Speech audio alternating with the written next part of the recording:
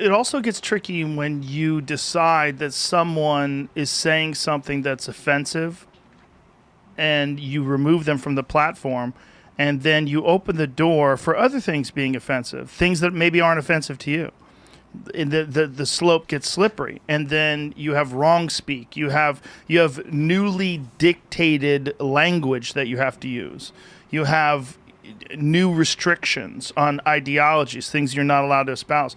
I mean, Twitter will ban you for dead naming someone. They will ban you for life, meaning if you transition to be a woman and you call yourself Edwina and I call you Edward, I will be banned for life with no recourse, which is madness. It's mad because I can call you fuckface and no one has a problem with it.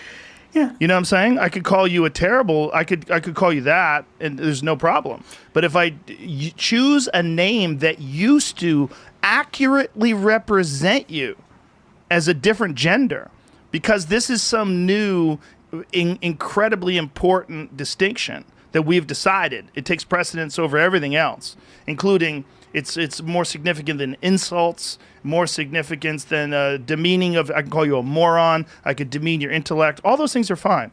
But if I choose to call you by a name that used to accurately represent you when you were a different gender or when you identified with a different gender, because of today's political climate, that is grounds for banning you for life. It shows you how incredibly slippery censorship can get. Because I would have never imagined that. If you said to me 10 years ago, well, when someone becomes a transgender person, 10 years ago, if you said this to me, if someone becomes a transgender person, you call them by their original name, you could be banned from social media for life. I'm like, get the fuck out of here. They'll never get to that. No one's going to be that unreasonable. That's crazy. Because you could call some people so many disparaging and insulting names, but you can't say their name that isn't even insulting.